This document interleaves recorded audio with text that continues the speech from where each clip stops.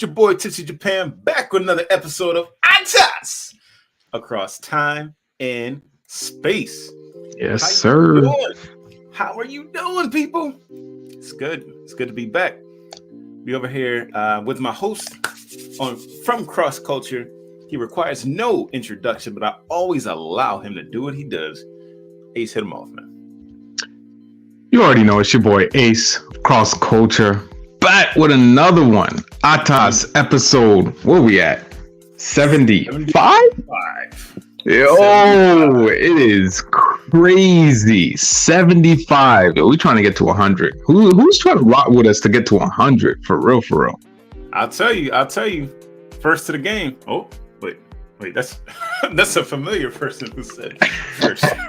Yeah, wait for the early bird crew to say what Nah. I'm out here right? First. Yeah, I'm in the comment section and I'm on the live. Let's go. Yo, I was just about to just like bang. All right, but not bang. You got my permission. You can put it on screen. Oh, okay. Well, yeah. First to the game. All right. Who else got something to say? Right, we'll see in a minute. My question is, how you doing over there on Cross Culture, man? It's been a whole week. It's been a whole week. All right, you could say that again. It's been a whole week, but I'm thankful that God's brought me through it. I mean, I'm just gonna throw that out there like that. Got a new video gonna drop hopefully tonight. A little short form media. Okay. I recorded it last week, so it's taken about a week to get it out. But you know, we're gonna get that. Of course, we have the Spotify. Like, if you're not subscribed to us on Spotify, then what are you doing? Because we don't want you looking at the screen when you driving and all of that. But you can throw on a little Spotify podcast. You know, listen to us. When you're moving through time and space. Right? When you're moving through time and space, you can't really be looking at the screen right there, like that. Nah. When you're having some rest and relaxation time. In fact, when you're having a pastime, apparently that could be your pastime. Right? Have you ever heard that the difference between? Oh, I like your cup. Right? Have you ever heard, like, what's the difference between a pastime and a hobby? Because one of my teachers just taught that the other day, and I was just like, oh, well, yeah, you're right. Between a pastime and a hobby? Yeah. Pastime is the pastime, and a hobby you actually put in effort to. Right. So y'all folks that are listening, you know, some of our listeners over here, how you doing? What how you doing? All right. That's that for Jehudi. For Jehudi, how you doing? For some of the listeners over there, you know, are you listening to podcasts? Are you listening to ATAS as a hobby or as a pastime? You know, you got this playing in the background just to pass the time as you chilling out, because that's what a pastime is. Yeah. And when you're chilling, it's something you do to just to let the time pass in a more, I don't know, pleasurable way. Whereas a hobby, the idea is that you put in work on it. Yeah. All right. It's not worship as we were talking about last week. Oh no. It's putting some work in, some time, you know. To do it. Yeah, so you know, so my question was, when you listen to the podcast, and this is for the audience, and also for Ace himself over there in Cross Culture, when you're listening to podcasts, do you feel like it's a hobby? You know, my hobby is listening, or my hobby is making podcasts, and my pastime is listening to them, or my goodness, that's a lot. That's a lot right there. So for me, back in 7th grade. Whoa, okay, there's a lot. All right, let's unpack. Back in 7th grade, we did this whole listening or finding out what type of learner you are. So I found out that I was an auditory learner. So for me, it's very easy to absorb information through my ears. Sometimes through visual spectrum as well, but most times through my ears. So I actively listen, and I feel like being in choirs and all of that has helped that along. because you have to be able to listen to your part, know your part, and block out the others. So, chill, my guy. Yeah. But when I'm listening to something, I feel that I'm more actively listening to whatever I'm listening to versus whatever else I'm doing. So for me, I will put on, some music or something while I'm cooking or cleaning, a little podcast here or there, an audio book. But I find myself listening more too. So I'll be like, whoa. Let me make sure I got that part correctly. And I'll rewind a little bit. So I'm actively making sure that I'm getting the principles of whatever is going on. If I'm listening to a show or a movie or, catching up on some anime, I might be imagining everything that's happening. So when somebody's like, oh yeah, did you see that movie? Oh yeah, do you remember this part? Oh wait, that part never happened. Wait. So I'll just imagine the action, like, okay, Demon Slayer, Tanjiro's doing this and he's doing that. And it's like, nah. When I go back and watch the episode, I'm like, oh, dang. He wasn't doing that at all. He wasn't doing that at all. Completely different. Watching is one thing. Listening is a different experience for you, but you listen more actively than you would just watching. Is that? I don't know if I would say that. Because when I'm watching something, you're igniting both of those portions of your brain versus just the one. I don't know, man. When my wife is up there watching some dramas on TV, it's like she got two screens going, and I'm like, do you see what's happening on either one of these? Like, yeah. I mean, for me, like, I'm gonna sit there and watch the show. If we're gonna watch the show, we're gonna watch the show. We're gonna actually get in it, Yeah.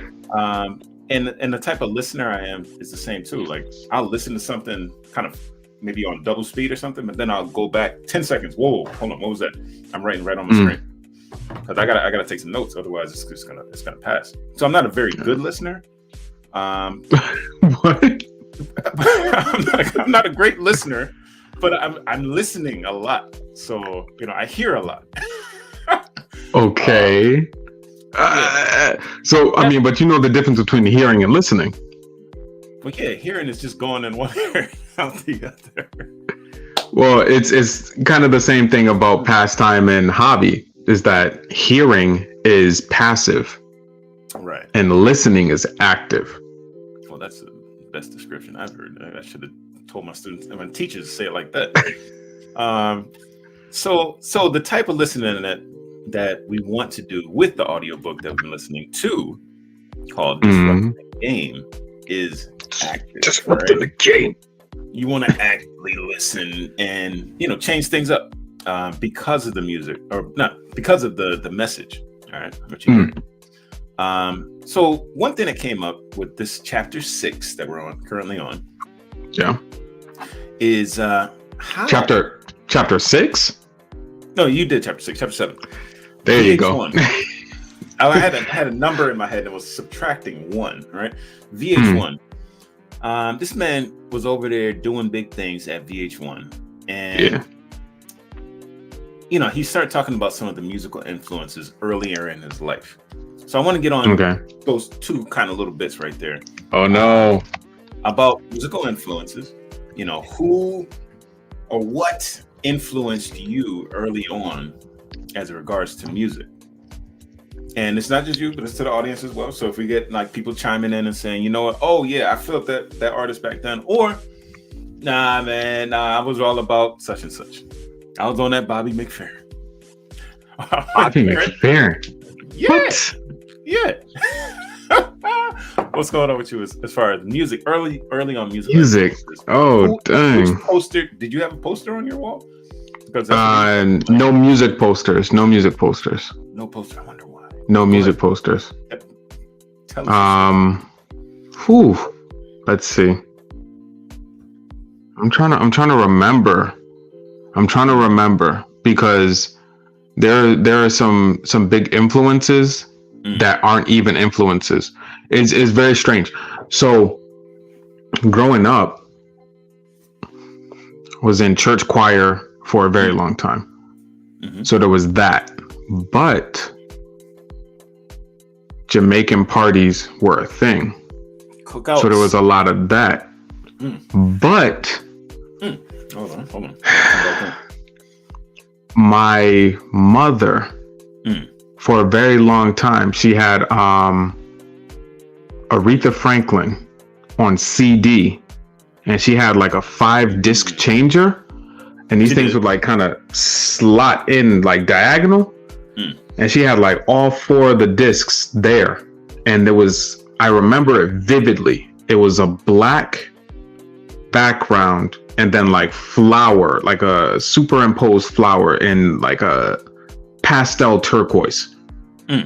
I never listened to it, but just seeing, it's like, okay, that's Aretha Franklin.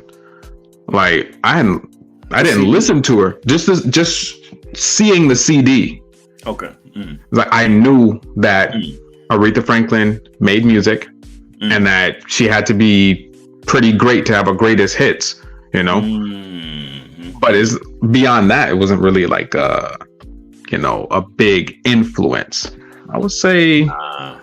I mean, I don't know. I want to like drop names, but I'll say Reggae Gold '99. Like that was a very gold, or that was a very good year. That was a very good year.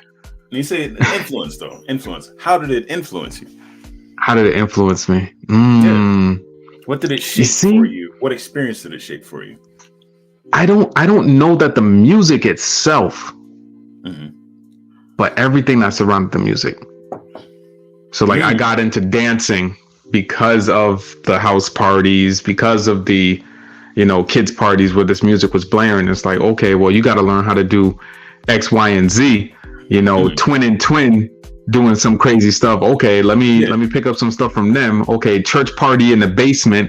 Okay, let me do what I got to do there. The whole thing. Yeah, but these songs were interlaced in there. So I'm listening to Sean Paul back when he had a bald head, and now he has a bald head again. He does.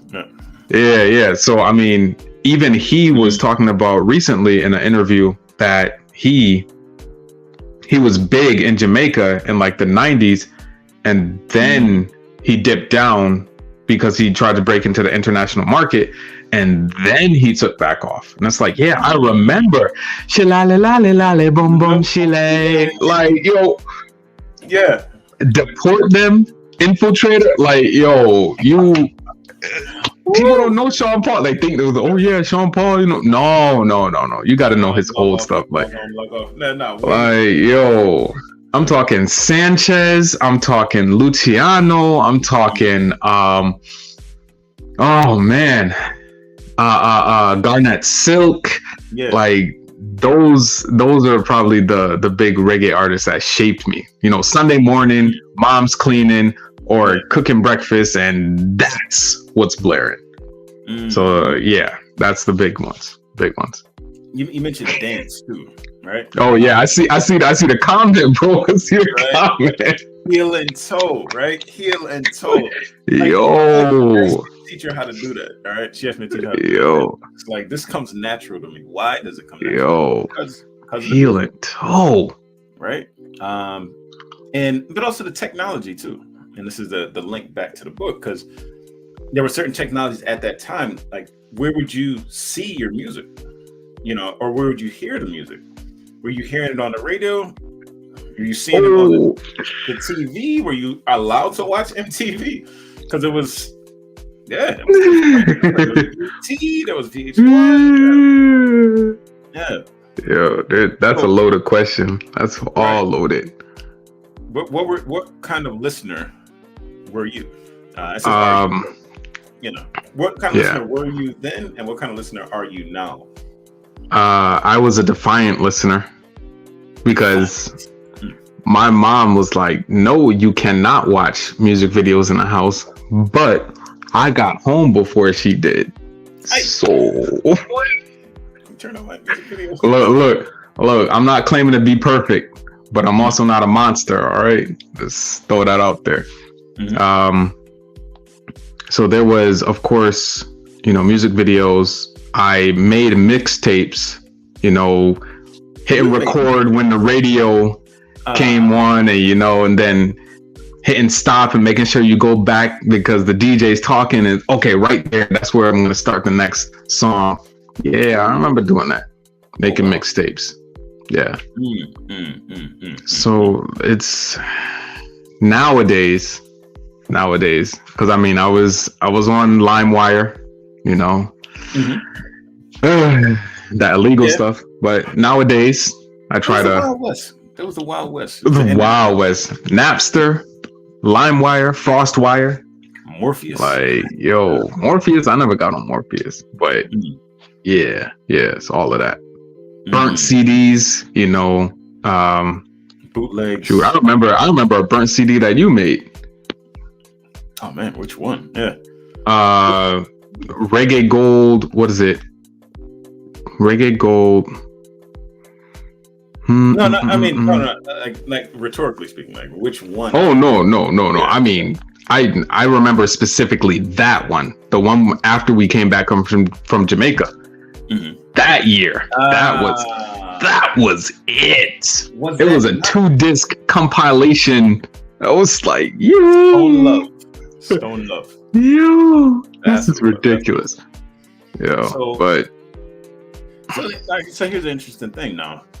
That's what we were listening to back then, or are we just trying to find any way to get the music? Keep it on our ears.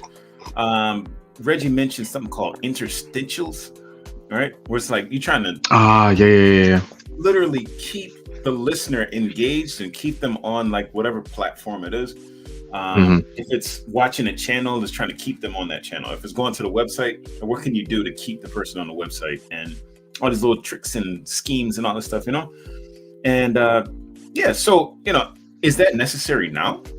Do you feel like hold on? Because you asked me a whole lot of questions. We don't even know your music choice, your influences, your what type of listener were you? What type of listener are you now? Like, come on, we gotta go like hit a lightning round, get the people what they want. I want to know about me as well. Like I'm a host, these folks want to know. Oh man, you gotta go ahead. All right, so what's the question?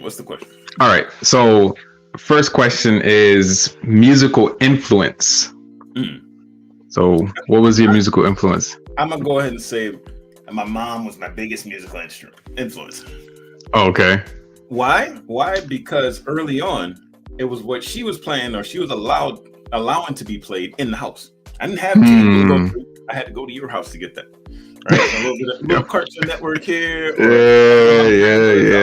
BT there. Like I didn't have cable. So it's whatever what was playing. And there was a whole lot of different songs playing on that stereo. Different songs in the sense that they were always clean songs. But sometimes you had some country music coming out here. You had of course you had reggae music constantly. Of course. You had WIHS Middletown. Oh yeah. Great Christian, Oh man, it was super conservative. But still now, like I'm the type of listener who tune into tune in. And I'll play WIHS just to feel like that place, that home, I was just talking to one of our listeners. I don't know if he's signed in yet, but he's going to listen to this later. Because we were talking about Jesus Excellent. Ooh. Is your name. Oh yeah. That's a staple. St. Michael's, like it's some people with a voice that would just boom across the whole place, and like it's moving you, and you don't realize how it's moving you. Brother said that, like he doesn't go to church anymore, and he said he didn't feel anything when he was listening to music. I was like, I sang that song just up to that point, Jesus Excellent, and I was like, a big old smile came across his face because it moved him on a different level, and I was like, dang. Can't tell me that didn't move you, right? So that the influence of Christian music and making you feel like a certain place is kind of like home. you can bring that, you can translate that back to the cookouts. We listen to reggae music, Ooh, and you feel like that space is home, right? I mean, this is, I don't know if it's on a like string theory and all that stuff, but like we are made of these like vibrations, on the smaller than the molecular level, on the atomic level. It all comes down to, these reverberations, this energy that's flowing through us, and we don't really know how it all works. But I'll tell you one thing: when that music hits, it really hits. It hits. You feel something deep down inside, right? So I say that's a big influence for me. Okay. Yeah. All right. If that answers the question. That answered the question. But what type of listener were you back then? How did you procure your music? And what type of listener are you now, comparatively speaking? Now I pay for it. Now I pay for it. I'll go ahead and say that. I'm over here on YouTube Music. I'm a YouTube Studio. I'm actually a YouTube Premium subscriber. I got 4 people in my family, and I'd like to add 2 more. I'm actually okay with that. Like when I'm over here on YouTube, like I don't watch commercials. I don't care about no interstitials. I'm gonna focus on the music I want to hear. When you want to hear it, just boom. Because I'm the type that be, I know that I'm affected by music. I know that I'm affected by jingles and things like that. You hear things enough times in your memory, like it's gonna click, and you're gonna say, you're gonna be more inclined to that thing when it comes out. Like there's a commercial in Japan, Takemoto Piano. It said 1-800 Takemoto Piano. And like everybody that I've spoken to in Japan knows how that commercial plays out. They've seen it, they've heard it. Over here, they play commercials 2 times, and the jingle is so catchy, woven. Yes, it's catchy. It's everybody knows it, and they heard it. It stays with you. It stays with you. So if you ever go to rent a piano, like you're probably gonna look to see if Takemoto Piano is around, right? Like his name is going across time and space right now because of this. Yeah, true story. So I don't want to pay for commercials. Like I want to get the experience. And back then, the platforms, everything was changing. The internet was coming out. Like you're gonna listen to music on an album, a CD, an MP3. When I say a CD, I mean a skippy CD. Like you can't run and listen to it at the same time, right? You had but they got anti-skip. They started having anti-skip on a Discman, so it would literally purposely skip so that it wouldn't skip. Like if you listen to anti-skip and you just held it still, every like 10 seconds you could hear it skip. Every 10 seconds it would skip. So it's kind of that's horrible. Trying to anticipate movement. I don't know, man. It never really worked for me. See, I thought it was buffering. Like it was playing the music like 3 seconds slow, so that if there's a skip, it will like readjust itself. I don't know. I really don't know. I don't think so, because they would have had to have memory for that. Yeah. Really, really short memory. So, getting towards like how this innovation has changed the way that we listen to music. Reggie was saying that when he's working over there on VH1, but he's also playing video games. So he tried to find a way to make, his make the VH1 website have like a video gamey type thing on there as an interstitial, and that would keep people on the site because they like video games, right? That was the hottest thing at the moment. So my question is, where does innovation come from around you? Where? So where's my banner there?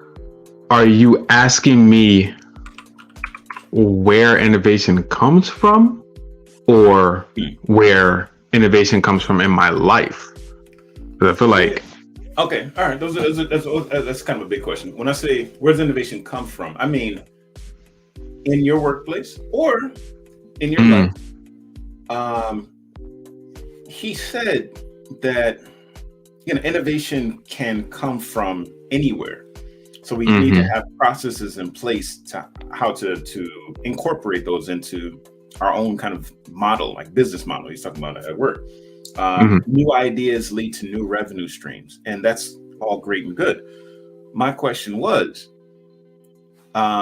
where or do you see where innovation is kind of cultivated in your workplace? And if you want to bring it, if you want to go with the workplace question, if you want to bring it to the home question, where do these opportunities for innovation, where do you see opportunities for innovation coming into the house, and how do you cultivate it there? Right, okay. So not reinventing the wheel, but using the wheel in a different way. That's what innovation is.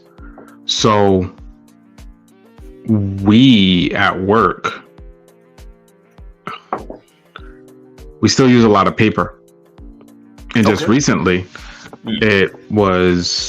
we got this online system to help get rid of some paper. So we're not like constantly, I'm telling you, we're supposed to do a case note. Like whenever we have an interaction with a client, do a case note, print out the paper. So you're not just printing out the new case note, you're printing out everything, including the new case note. You have to take the old case notes out, shred those, put the new ones in. And so I mean, if somebody's calling every day that week, you're literally going through at least 5 pieces of paper, assuming that this is a new client. Oh man. So if this is like an old client, you could be tearing out 3 pages at a time and shredding them. Shredding those, printing out 3 more pages and putting in. So innovation has come in that way. I'm making a face. He is innovating faces in me that I didn't know I had before. You're listening over on the podcast. Like, woo, it's been shaped in all kinds. It's a problem. Like, wow. Because all of that's cost. You got the ink, you have the electricity, you have the paper, you have manpower, and it's all cost. But things are changing in that regard. So there's that. As far as in the household. So digital innovation. Yeah, in the workplace. Yeah. Okay. IoT has been helping us in the household. Oh, really? Oh, yeah. So I don't have a smart home, but I do have some connected devices. I have 3 Google Minis, and if I need to know the time, that's great. But a new washer, it's an older model. We got it for cheap, but it hooks up to Google. Not very well because it was made, a little ways ago. Yeah. It has Alexa on board, but we don't have Alexa. So you haven't activated it. Yeah. No, we don't have her at all. Like we don't have any Alexa, anything. So the only thing that it can do is it can connect to Google, and Google can tell us when the washer is done. And for me, that's enough. Like I don't have to be able to say Google start the load or Google put soak or whatever like that. But knowing when that stops, like if I'm not right next to the washing machine and it's like I was gonna ask that because in Japan it makes a sound that throughout the whole house. It's really a long sound. Long time. Yeah. Notifications, right? Yeah. Just having that to me is good enough. Like, oh, it's done. Okay, cool. Then I can put the new ones and take the stuff out of the dryer, put that stuff in the dryer, get another load in if needed. Yeah, it just helps the flow. Now, it feels like It might be something new for you. When we talk about innovation, this, on screen I got nothing new under the sun. I do it around Ecclesiastes. Oh no! Oh no, Ecclesiastes. Ecclesiastes. Okay. It was. I know it's definitely in Ecclesiastes. Definitely in Ecclesiastes. So like this whole idea of nothing new being under the sun. I tried to explain it to my mom so many times. Like, Mom, this is new. Oh, you don't know what they had back then. It's like, I don't know what they had back then, but I know that. I don't think. Okay. All right. Yeah. So at the end of the day, when you bring on this new things that feel like innovation. Sometimes it's a good idea to look back and say, all right, what am I losing? What am I gaining? And the things that you're losing or gaining tend to be, for me, it seems like those are the things that aren't new. Gaining time to do other things. All right. That's serious. Yeah. It may look different. The shape may be different, but what you're gaining from it or losing from it, those tend to be the same. I just wonder how you feel about that. Innovation, are there actual new things that you're getting? That's I can agree with that to a point, because innovation helps us to gain time or to manage the time that we have a little more effectively, for the simple reason that some things are being automated or some things are becoming more efficient in how they do. So yes, the combustion engine has been around since 1920 something. Sure. But if you look at the cars now versus the cars then, you'll see that innovation has definitely taken place. And it's not to say that it's making something new, but arranging things differently. So yes, there's nothing new under the sun. The wheel has been around for a very, very long time. The idea of movement has been around for a very, very long time. It's just, okay, how can I do this a little bit better? How can I make sure that I'm not slaving away for very little ROI, return on your investment? Because time is worth more than money. Just saying. Yep. So if I can put a load into the wash and then start cleaning the bathroom and not have to worry about, okay, I need to make sure that I put enough soap powder and I scrub it just so to get the stain out. Yeah.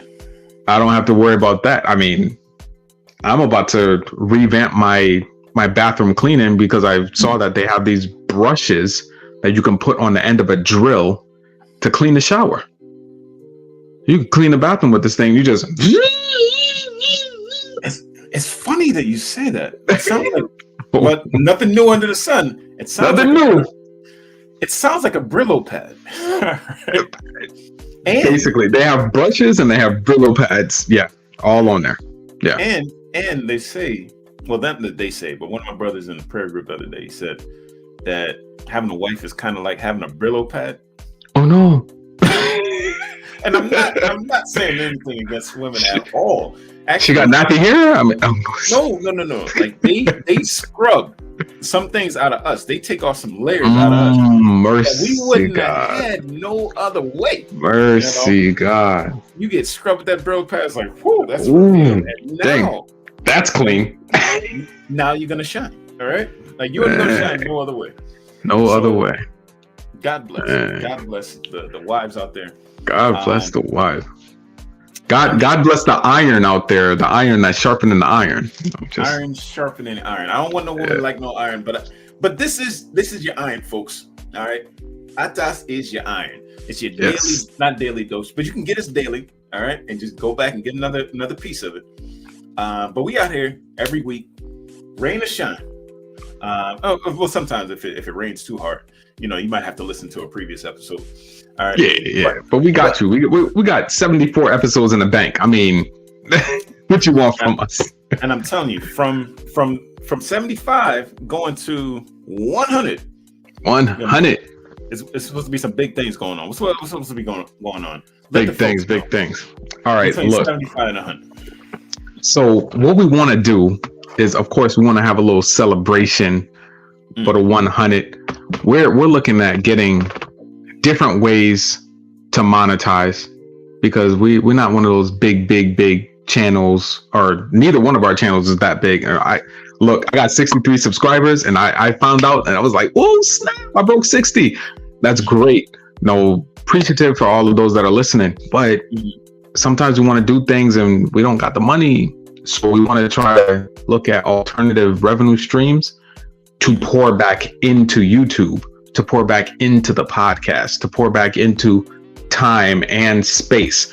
Like, we want to give you more, and we're looking at like some behind the scenes type stuff. But the main thing is that we want to try to do another giveaway, because 100 is huge. Okay. Yeah, so what we want you to do is we want to, in the comment section, not the live comments, in the actual comment section below the video, right, put a comment saying that you watch, saying something that you like, something that you hated. Your comment will be seen, and we're going to try to keep track of everything. Each comment between now and episode 100. So I don't know if we'll be able to do the giveaway on 100. It was like 101. It was talk about it. 101, like the results. And 101 will have to be it. Yeah. So episode 101 will be the results and everything, but 75. So this episode all the way up to episode 100. Each time you put a comment is one entry. If somebody else mentions your handle on YouTube, or however you have your name on YouTube, like, hey, this person told me to come enter, we'll give you another one. Wow. Yeah. So you can get up to 50 at least. At the very, if you just invited one person to put your name out there, you can get 50. If you only commented, you could get 25. And you could get, I mean, you got a lot of friends. Throw the comments. Tell your friends, listen to the show and just say, yeah. I mean, if you like us, if you don't like us, do not tell them to come anywhere. We want the smoke. Look. If you don't like what you hear, don't do nothing. Just run. All right. But if you like what you hear, then go ahead, leave a comment, get yourself a pen and a pad, write it down, folks. There's nothing new under the sun. So let us show you how to make those adjustments. All right. Make those efficiencies, make life a little bit better. Hey. And do what it do. All right. I'm telling you that's what it is, folks. Ace, go ahead and know, man. You already know, man. For me, it's just stay prayed up, so that you can be blessed. And I say it like that just so that there's understanding, but stay prayed up and be blessed. I'm putting that on all of you out there. Be blessed. It's not a choice. Be blessed. All right. You've been blessed, folks. You've been blessed. That's what it is, man.